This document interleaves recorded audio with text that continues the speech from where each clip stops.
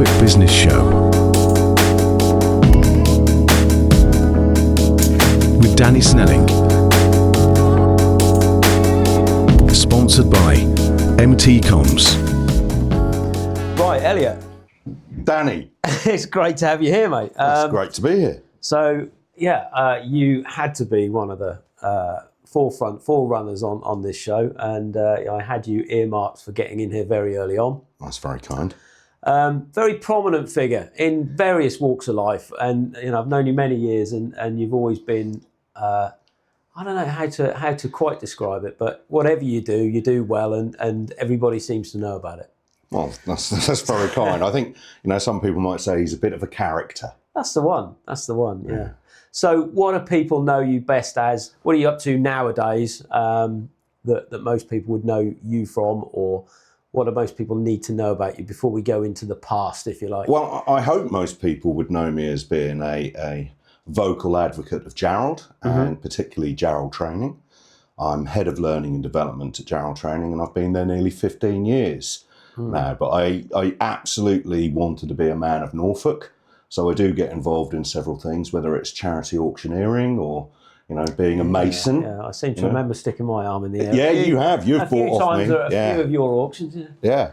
So I just want to be, involved in Norfolk, but my main role is obviously working for Jarrolds, loving working for Jarrolds. And it's Jarrolds Training, isn't it? Jarrolds Training. Perhaps explain the various arms of Jarrolds, and obviously most people know them from retail. Yeah. So, that's one of the things that we really want more people to know about. So Jarrolds and Sons have been going for 255 years. Wow. Going into their 8th generation of family ownership. Yeah. And most prominently would probably be famous for having a rather well-known department store in the centre of Norwich. If anybody ever Googles Norwich at Christmas, you're going to see the Jarrold department store.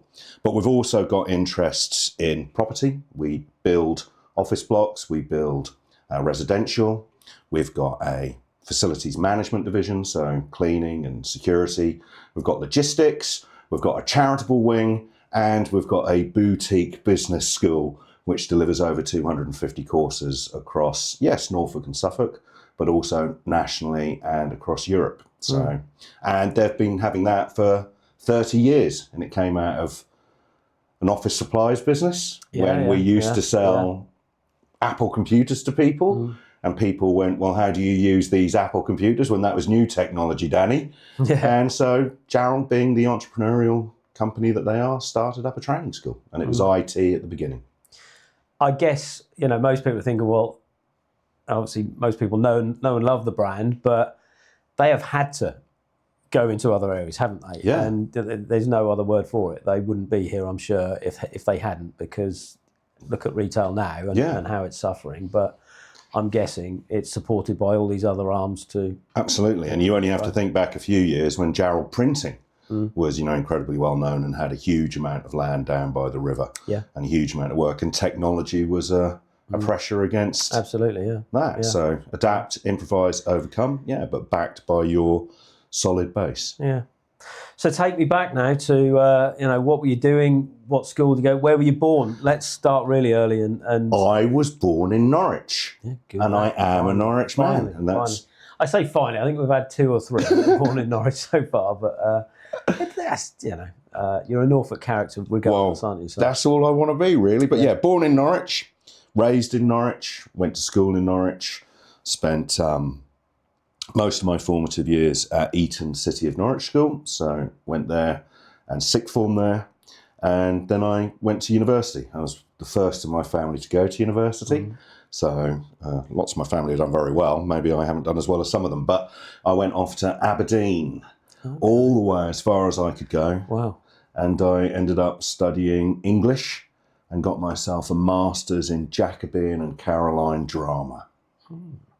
So what was the plan? What was the goal then? There was no goal apart from to go to university, really. Yeah. Before I had gone to Aberdeen, I had passed what's called a pre-regular commissions board with the Army. I was going to go to Liverpool University and study Egyptian archaeology and then join up with what was the Royal Corps of Transport back then in the paratroop division. And obviously my life took a bit of a different path. And, I ended up just falling into a job with a brewery. Yeah. Came back to Norwich, opened up a copy of the Eastern Daily Press, and there was an advert in there for come and work for a brewery selling Boddingtons, Murphy's, Heineken and Stella Artois. And I thought, yeah, I'll apply for that. Yeah. So it literally was selling to pubs and landlords? Yeah, but because I had a degree and I applied, and it was for what they called the on-trade, so selling to pubs and clubs, I got a phone call and they said, would you come down to Luton for an interview for Take Home? And I didn't even know what Take Home meant then, but Take Home was the division that sold to off licenses and multiple grocers. Oh, right, yeah. So the supermarkets. And Whitbread Beer Company, as they were then, they had a graduate scheme for people who were going to be Take Home. So I'd applied. They said, come down for an interview. I went for the interview. I got the job and I was on a graduate training scheme. And was it sales based? Yeah, very much sales and marketing. So you had to do 2 years of like really, really tough stuff to see if you could survive. I mean, this was the 90s and, maybe a bit of a different world. So I ended up having to do off licenses in Bedford, Luton, Peterborough, places like that. Yeah. And that's where you learn your standards. Was it literally going in cold or was it? Yeah, absolutely. But you'd build up an area. You had to do 14 calls a day. It was all about standards, learning your sales techniques and negotiation. Did you get a mobile phone and a briefcase? No, we didn't get a mobile phone back then. That's how far it was. I had to stop and ring into an archaic form of voicemail where you dial it into a call box to get your messages. But but we did have a big topper case.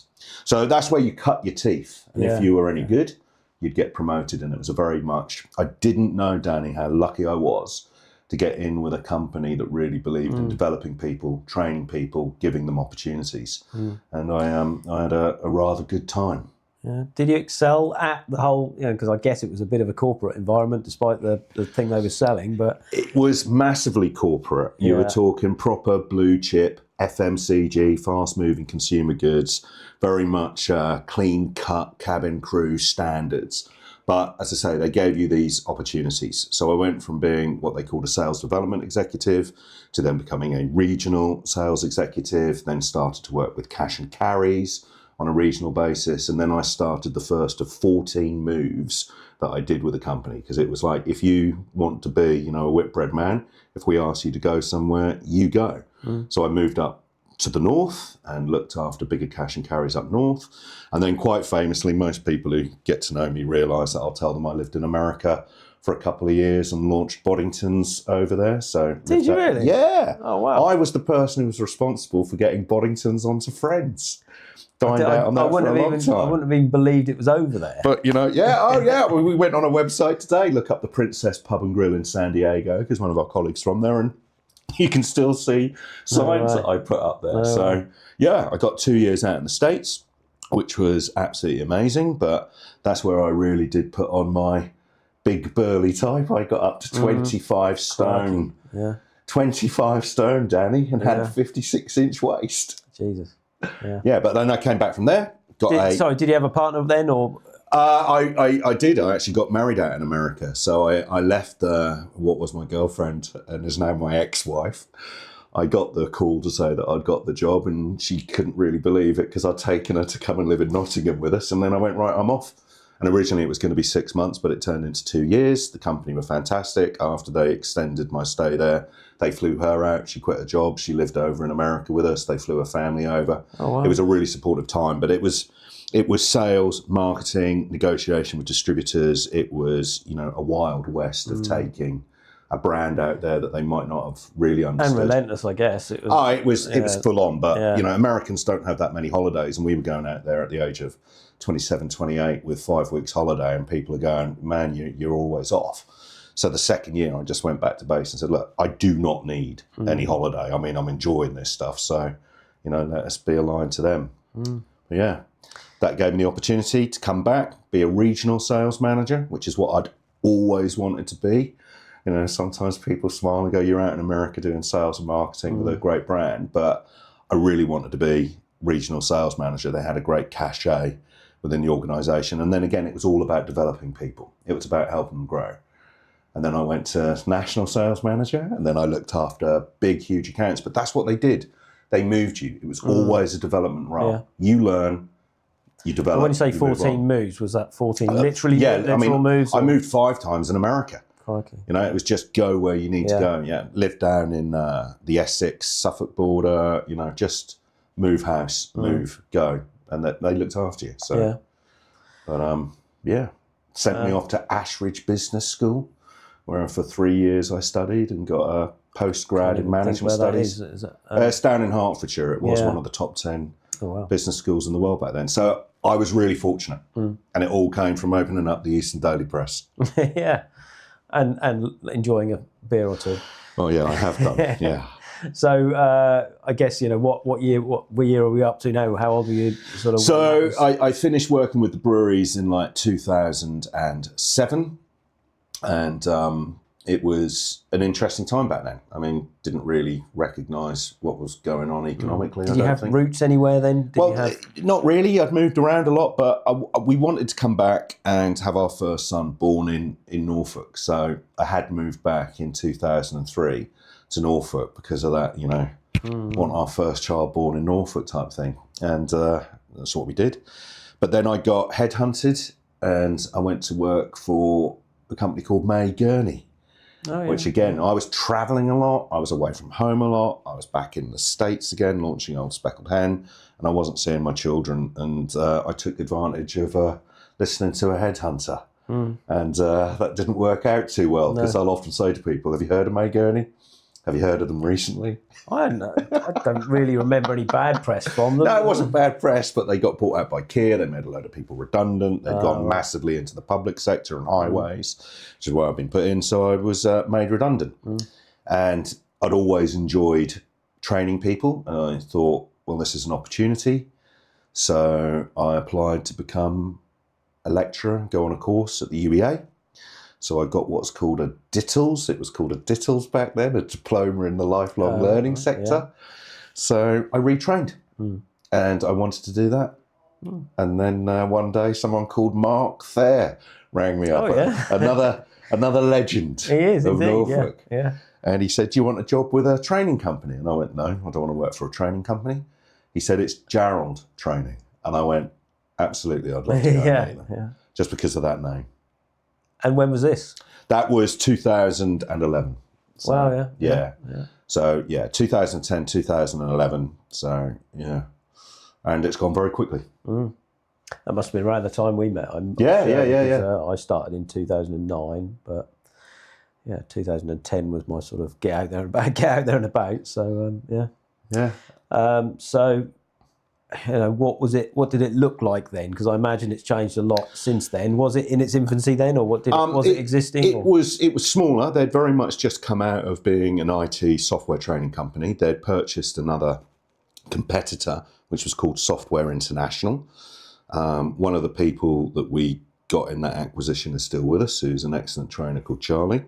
And they'd just developed leadership and management as training courses. And they had a couple of guys who worked with them who'd been made directors, but were basically associate trainers. So they then were developing their range. And I had like leadership and management experience, I had qualifications, and they really brought me on to be sales, development, marketing, to be, you know, an accredited person who's got a qualification. And then that turned into me delivering training as well. So it's a small company, really. So you all have to get involved and do lots of things, from moving the furniture, making the coffee, customer service, you know, answering the phones. Getting the leads. Selling, selling, negotiation, everything. And it's grown since then. So we then took on project management. So we are an accredited project management provider. And then it was health and safety. And health and safety is a big part of our business now, accounts for about 50%. Wow. So a lot of accredited courses that people need, as well as a lot of developmental courses that help people learn, develop and be brilliant. So, And do you, well, I guess we'll go into a bit more detail on what you do, but back then, was it, you know, early doors, was it training people to be able to give the training, or was it just... Yeah, it was... So training people to be able to give the training, we've got a very specific course called Train the Trainer. This was all very much scheduled courses, what we would call open courses. We've got a range that you can see on the website. You put a person on, they come on the course, it might be accredited, so they'll get a professional qualification. It might be like a day-long course in how to do Excel Intermediate. And are most of them in-house training, or do you? It was very much back then, Yeah. but as part of the strategy that we were very much writing in the sort of like 2015 stage was how are we going to develop our training. We've got a wonderful location, St James's Mill. We're quite rare as a training organisation that's got a range of rooms where we can put courses on. But it was pretty apparent to me that you've got to also reach out to bigger companies. Is that owned by Jarrolds Property, the whole building? Yeah. Wow. We own all down by the river, Danny. It is a stunning building. Yeah. And then it was, so in-house training, which is when we come to you. You can still come to us, but it would be like all your employees, maybe 12, 15 people on a course. It's a bespoke training as well. And that is now, we do more business elsewhere than we do in our actual location in Norwich. So that's all good news. That gives us a bigger reach. Definitely. And so bringing up to more modern times, I guess, what's changed, what's evolved, what's it looking like now compared to... Well, the big thing, I'm sure lots of people probably still are impacted by was COVID and the pandemic. That was absolutely devastating for us as an entire range of businesses. And apart from cleaning, did well. But if you've got a retail outlet and you've got face-to-face training as a way of making your money, that was a challenge. So we really quickly had to pivot to online training. We had to develop our courses so they could still be delivered incredibly well in a virtual environment. And while we thought maybe that was going to be a big part of the future, it really hasn't. People have very much gone back wanting that face-to-face training. We still do a bit of hybrid as well. So sometimes for certain courses it will work. I think what it's done is, you're right, people are now resisting that because they want the face-to-face again, but it's made it more acceptable if you call for it, if you ask for it. Absolutely. And so much more of our pre-course meetings, our original discussions are held in that way. But then when we get to the actual, I'm going to use a technical term here, the andragogy, the adult education. No, not coming for that one either. Andragogy. Face-to-face works really well. Yeah. And I think it's going to be a little while until, AI is getting, fantastic in terms of the research tools you can do and using it as a coach. I think it's going to be a really useful tool. But until AI can genuinely look you in the eyes and read your body language, and I think it's getting close. It's getting close. Yeah. You're still going to need a human trainer to interact with people. But I wouldn't be surprised. I think, it's touching on AI and everything like that. It's a personal taste. But it's also, we are going to have to start accepting it, and businesses are going to have to start, incorporating it as and when they can. But from every business owner I speak to, they want to embrace it, but they don't quite know how to get it in, use it properly to for their specific needs. And I think someone needs to bridge that gap. There is a gap in the market, if you like, for a middleman, if you like, to say, look, this is how we can use AI in your business to improve this way. And I don't know if training's it, because you need someone who really knows and understands AI. I completely agree. We've had some pretty significant customers of ours say, can you do some AI training for us? And I go, what do you want me to train you on? Exactly. We're not going to come in there and give you any consultancy on how AI is going to be integrated into your systems. Yeah. But it's just been so fantastic when you've been interacting with people and just guiding them on a path to use it as a tool. And I'm going, well, that doesn't need to be trained. Yeah. That just needs to be experienced. We've looked at potentially, adding AI consulting to our product lineup and employing some experts. But everyone I've found is an expert in this particular bit of AI, and that's all they know. That there's so many other aspects to it, and implementing this version into that business doesn't work. So it's such a broad subject as well. There's so many different areas of AI which can improve so many different aspects of a business that it would be. I don't know how we bridge that gap. Well, the thing that really is amusing to us is when people are using AI to write their essays, which are being submitted for official marks and credits, and we tell them we can spot it. Yeah. We tell them we put it through a scanner, and still people try and use it. Frustratingly, most owners, business owners, people like that think that is using AI. It's just not. Yeah. It's just not. That's just a research tool to put some words down Yeah. rather than maybe, Yeah, so it's an interesting subject, AI, and one I love, but I also think, it might be way off yet, a few years off yet, but there will be resistance to it all. And there will almost be an anti-AI movement. But you've always been an early adopter, Danny. Yeah, I guess When I first met you, you've always impressed me with the technology that you have. I'm still there with someone who's written a few novels as saying the book is the best form of technology and can't break. Well, get your books on your phone now, don't you? or in the smart glasses. I don't know that I ever want to go that way, Danny. I love the tactile feel, but it's horses for courses, what you like, isn't it? Yeah. So you've been in Jarrolds now for what? Yeah, coming up 15 years. Yeah. Obviously, like it. I love it. What else do you get up to? I've obviously seen you at loads of networking events over the years. I know. Masons is a part of you as well, and it hasn't been part of me. I've just been to many events over the years, but do you tell our listeners, if you like, a bit more about the Masons? I think masonry is an interesting thing, isn't it? Because if you haven't actually experienced it, you've probably got some very, esoteric ideas about what goes on. But I don't think it's what it used to be when it was very much a secret society. But essentially, it's a very historic society that does have some secrets. And what I liked about it was my father was a Mason. That makes me what's called a Lewis. I'm the son of a Mason. And what essentially it is... does that make me a Lewis if I'm not a Mason? If your father was a Mason and then you become a Mason, then you would be a special, right. you'd be called a Lewis. Yeah. And what essentially I think it is it's each person's individual journey. And despite what people might think, it's not just for men. There are women Masons, and Masonry is very much about a altruistic support of family.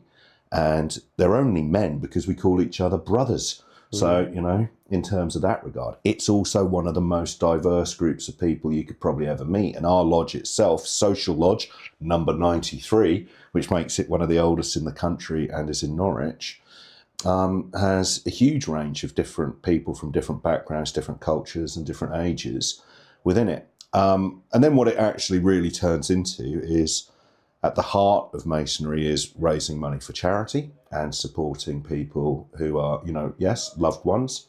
So from putting boilers into a widow's house when they really need a boiler in the winter, to supporting huge projects with the UEA, like with the Tiger test for men's prostate cancer. It's about raising money for charity. So I've raised a lot of money for charities when I've been Worshipful Master, and I've been Worshipful Master twice of Social Lodge, which gets me on a special thing and makes me part of the, community. But it's basically about putting on plays, Danny. Plays. When you actually go along and you go to a Mason's night, you're doing different plays, and there are 3 very famous. Not sure I've plays. witnessed that, or is that just if, for a closed house? Danny, and the thing that's great about it is if you're in the play, everybody else who's watching it has experienced it and they all know the words. So when you get to learn the bigger parts, if you work your way up and become, like I did, Worshipful Master, you've got a lot of very antiquated, archaic texts to learn. Well, this was what word put me off. by word. I felt I didn't have the time or commitment make to do all that side of it. But you see, if you came in when you're initiated, then you're the star of that play, and there's some funny stuff that goes on and you don't have any words at all. So that's where some of the secret stuff happens, which is quite good fun. But like you say, people's perception of it is all a bit... I don't know. I don't want to say the words, but you know what I mean. Again, it has changed, and whether or not it still has, a real relevance in society, whether people coming together, respecting each other, showing trust and care, and raising money for charity is something which still has resonance today. You don't have to sell it to me, but I get it, and I know it does good for a lot of people, and including its members. But it's really not all about, and I know it not to be, but I'm sure our listeners, the secret handshake, the looking out for each other. Yeah, that's I've what got happens. your back. That's I've got what happens your back. with friends, doesn't it? It's a Masonic it's not, line. Yeah, it's But if people think it's about if you become a Mason, then it's the ultimate networking group. Absolutely not.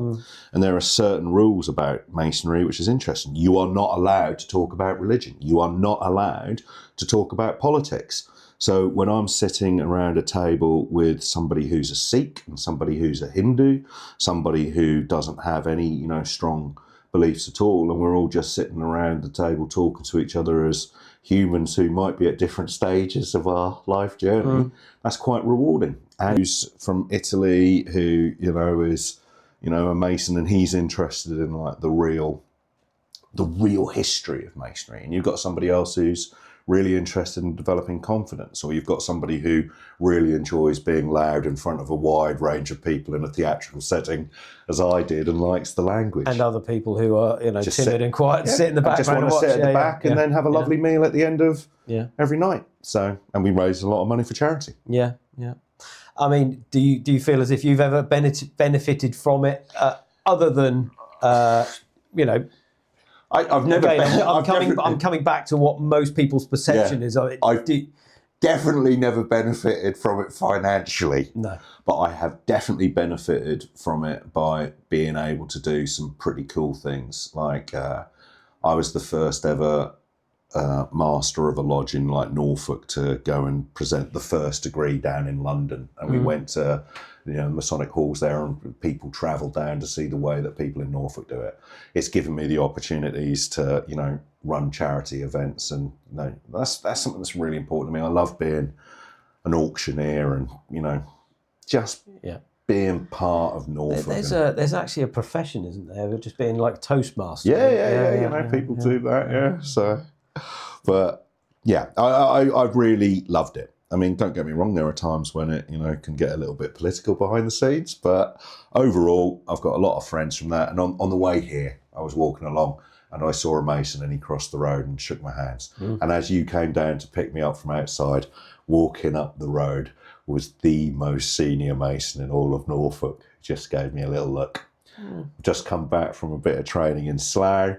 One of the guys at the end went, "If you're ever down in Cornwall, you can come to my lodge." I went, "Are you a Mason, are you?" And he went, "Yeah, I knew you were as soon as I met you." How? Well, there's little things we say. I know the handshake, but it's not necessarily. You wouldn't just go up to someone and start, shaking their hand if you think they are. But it's just a demeanour and bits of words that we might use at times that slip out. I mean, that might sound a bit shady. No, it's not shady. It's interesting. It's really interesting. I mean, I'm part of lots of things. Obviously, part of BNI, for example. And I don't see it other than, the sole purpose we're together is to give each other business. But there's loads more besides that. We socialise together. We, share ideas. We share, And that ideation, lunch club as well. We are, there for each other. We even, you touched on sort of men's health, but, we had... Jamie Mulhall sat there the other week. Jamie's a Mason. He was in my lodge. But he once came along to Lunch Club, and he presented and took a talk on how he talked about his prostate cancer and what he went through. And he got everyone in the room to commit, because it's a men-only, quite old, mature blokes, committed us all to go and get checked out. And from Number one cancer in Britain. But from that one day, when Jamie came and spoke to us, 3 of us found out we needed further treatment. No. And one survived thanks to that. Well, how valuable is that? Yeah, it's crazy. Don't get me wrong, you're preaching to the converted, but I also see how people do. Yeah. I mean, from years ago, it used to be, used to be able to get off court. Illegal activity used to get out of court somehow. I'm sure that jail went free. on. Yeah, I'm sure that went on. Yeah, but is it because I don't, unless I'm missing it, you're not seeing them on social media? I don't know. They're trying to do a lot more. If you go on Facebook and you search for Norfolk Freemasonry, you'll find it straight away. Yeah, and is that something all? Sorry, what do you call them? Chapters or lodges? Lodges. Is that what all lodges are doing worldwide, or is that? Not necessarily, but there's a big movement of recognising that maybe we should be more open because of that secret society type feeling. But it never has been that big secret society. It's just been something that, people might be a little bit more reserved about saying. And nowadays they're saying, let's talk more about the good that we actually do. Yeah. But, it can still look pretty silly when we're standing there in our aprons and all our regalia. Yeah. I don't think you need to start putting that on social media. But, that I think that's what attracts a lot of people as well. The fact it's a bit secretive. Not secretive, but a bit of closed doors. That did attract me because there's a lot of ceremony. There's a lot of structure to it. And like I say, it's these plays that we put on, which are maybe like a mystery play in the old that appeals to me. But I've got a master's in Jacobean and Caroline drama. Why wouldn't that appeal to me? Absolutely. So let's delve into Jarrolds training a bit more. What do you do for business typically? What what level what size of business, what shape, what industries do you do well at? Well, and what specifically do you come in and do? If that's a bit too broad, I know. No, because the answer is we are actually quite broad. There's a lot of training companies out there. And, I've been in the industry nearly 15 years. Susie's been in it sort of like nearly 30. And we'll constantly come across training companies that we've never heard of before. There are a lot of training companies that have a lot of very specific training opportunities to give to people. Yeah, we're actually a very broad church of training. So IT, business skills, leadership and management, project management, health and safety, over 250 courses.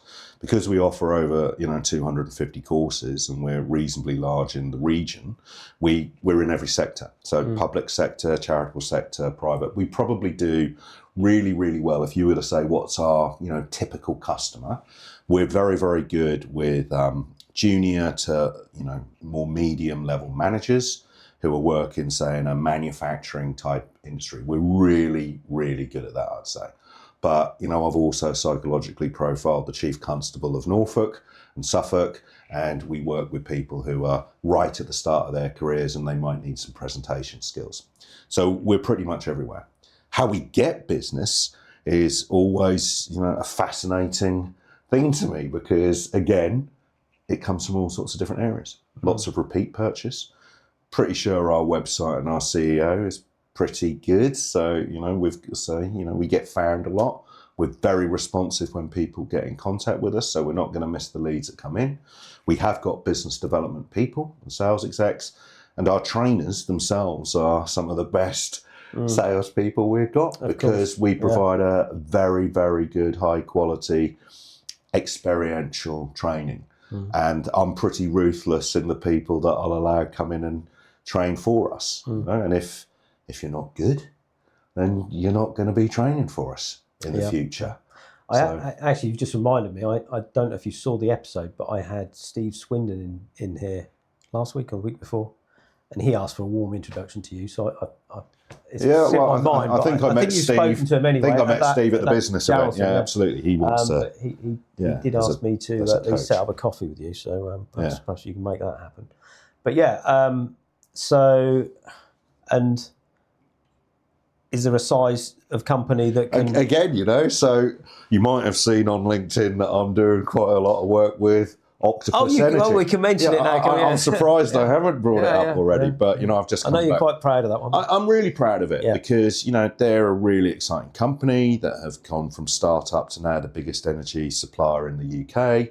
And they're a huge organisation with many thousands of people. And, little old Jarrold trainer from Norfolk is providing something that's really, really valuable to them. And that's a great deal of... So what specifically in that project is involved and what sort of things are you teaching them? It's psychological profiling, using insights discovery, it's leadership and management, it's feedback techniques, coaching. And this is mainly for sort of management level, or is it? Yeah. I mean, we've got up to their regional directors and regional managers, but the big piece of work that we're doing with them is area managers. So the area managers are the people who run the engineers, who go out and do heat pumps, who do, solar, do EV, stuff like that, so electric vehicle charging points and metering. And they're a lovely company. And so Slough, Hinckley and Sheffield is going to be my home for the next few weeks. So back in Norwich on Fridays. Oh, wow. Yeah. But yeah, any size of business from small startups. Get a one-man band approach. Yeah, and, absolutely. Yeah. You know, because they might have a need. You know, it might be some specific piece of office software that they, you know, need a bit of help with, or, you know, they might need to get a professional qualification in order to win a tender. Yeah. Who knows? Yeah. Do you do cyber essentials? Or? We do. We partner up with somebody because we use someone who. So that's another thing that we'll do. We will use associate trainers, and again, you know, pretty ruthless about who we will let use our name to work with. But so what? Sorry, I'm going to have to cut there because I lost my train of thought. I had a really good question for you then, but it's gone. Companies, cyber essentials. No,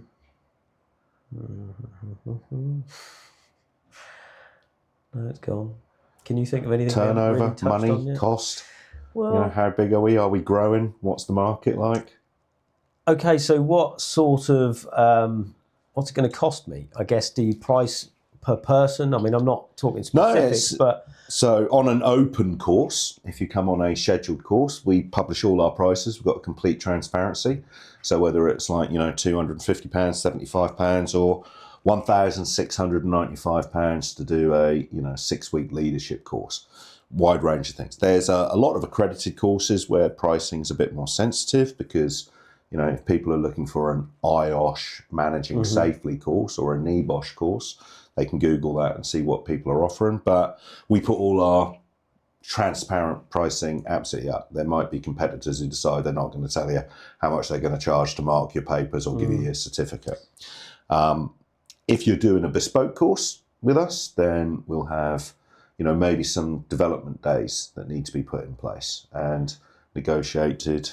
And if it's like a sales or a you know, an improvement course in some aspect, is there any kind of I always look for, you know, what's it going to benefit me? You know, what monetary benefit am I going to get out of it? So I mean, I don't know if you've got any examples of we improved this company's turnover by this. You know, I think this is a very salient point at the moment because I'm quite harsh again on the fact that it's the holy grail of being able to evaluate what is the genuine impact of training.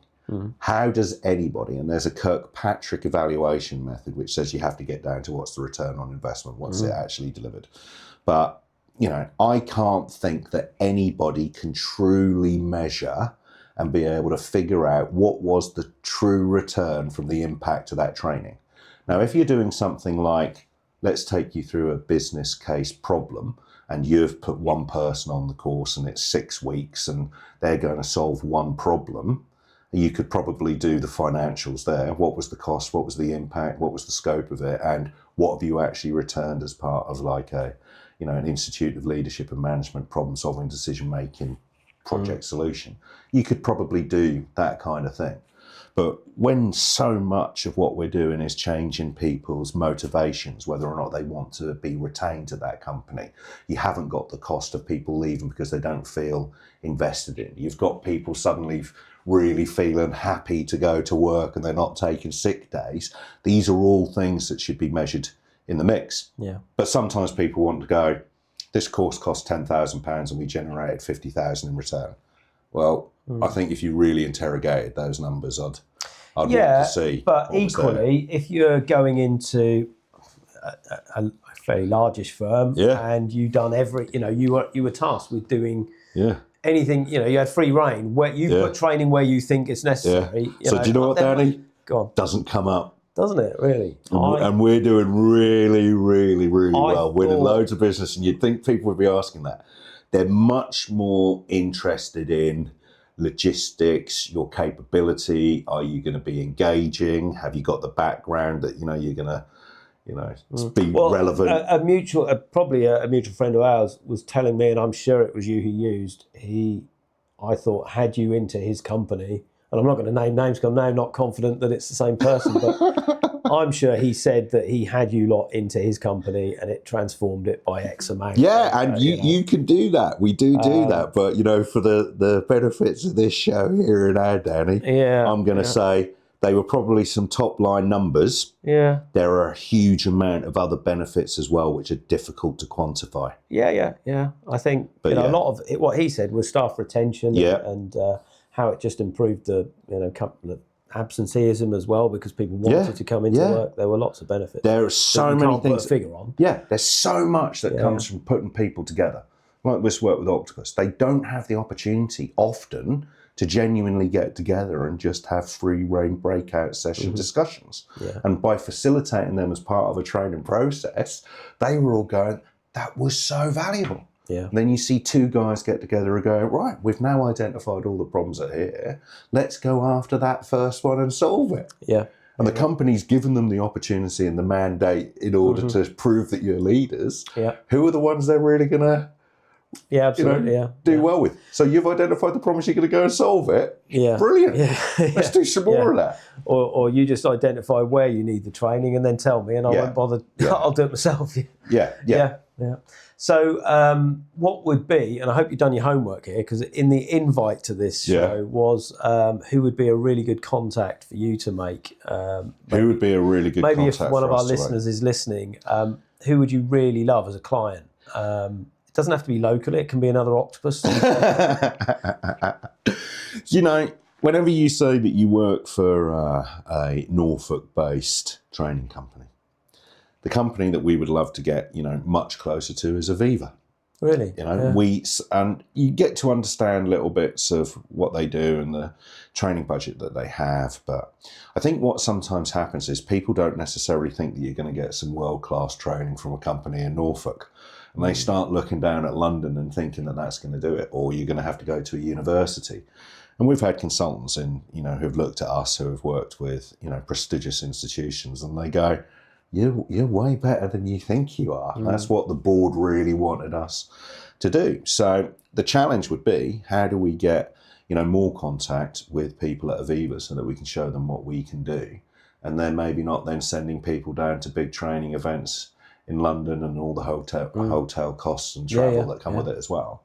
Because if you need NEBOSH training, and there'll be people there who do, we're a gold provider and do it in a wonderful environment right on your doorstep. Wow. Right, guys, you heard it here first. We've got to get a contact into Aviva. That would be lovely. In their training department, I'm guessing. That would be lovely. But we've got Elliot. We've got to get Elliot a coffee with him. No pressure there. But, I mean, Christ, how many people work for Aviva? I know. We've had some people come, but it's, often it's just, right, I've got to, I need this done. And then they'll interact. But yeah. That can't be that difficult. And often, bigger that you get as an organisation, they've got their own training department. Yeah, I'm sure they do for certain things. Yeah. Octopus are fantastic at training people how to install heat pumps. Of course. They're one of the leaders. Yeah. But when it comes to leadership and management... Yeah.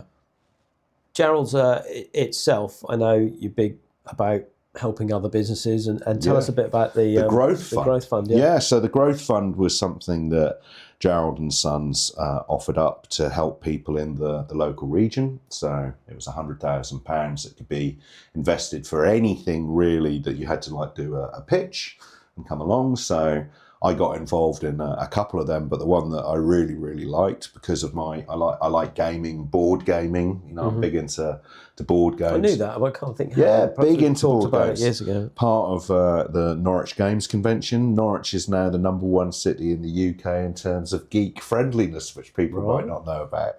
But we helped a company who came along who are in Norfolk and needed investment, and they needed a really specific type of printer so that they could actually make these things in Norfolk. So we invested in them. We've helped people who are in the really high-end fine dining frozen food side of things. Now, Norfolk County Council have got behind that as well. So we're going to... I've got Hannah coming in a couple of weeks' time. Good. Yeah, all right, yeah. So we've got another £100,000 again that can be there to support people, and it's just a real way of hoping that we can all grow together. If we can help grow some smaller organisations in Norfolk who are aligned to our values, and we can work together. And I think that's when Norfolk... I think it's really, really good what they're doing, and it's right that it comes from them. Yeah. Such a local, well-known brand they're at least seen to be giving something back, aren't they? And, Yeah. Louise Thomas Minns as well. I know her. They've sort of put her up the top there, haven't they? There's a spa, or she's a friend and client of ours, and just doing that sort of thing for local business is going to give them as well, I'm sure. We hope so much back. Absolutely, sure. But it's a rewarding journey for people as well. And there's the Norwich Soap Company, and Norwich Soap Company start off, they're making soap in the cellar of their apartment, and then they get into Jarrolds, and now they're selling soap to the National Trust. Wow, and that's happened pretty quickly for them. So how do people find out more about that? Well, you can email me. I'll put you in contact. But just go to the website of Jarrolds and look up, the Growth Fund. If it doesn't come up quickly, then we need to look at our SEO. But or you can contact Caroline Ellis. I mean, another thing might be worth mentioning is if someone did have a product, service, or something to sell to Jarrolds, or I know you've got your own IT department, but if a supplier like us wanted to get into, would it be approachable, or would you be open to that in a discussion? I think that we're always open for talking to people about what opportunities there might be, and we've got that responsibility as part of that 255-year-old company in the region. But what we really like is things that are local. From Norfolk, using Norfolk, materials and supply chain. That's, that high quality brand that you expect Jarrold to be. Absolutely. We can talk, and, pretty much anybody that you approach throughout the Jarrold hierarchy should be warm to that. But people can contact me, no worries at all. And if I'm not trying an octopus, I'll answer immediately. Elliot, it's been a pleasure. No, thank you very much, Dan. Cheers. Cheers. The Norfolk Business Show with Danny Snelling. Sponsored by MT Comms.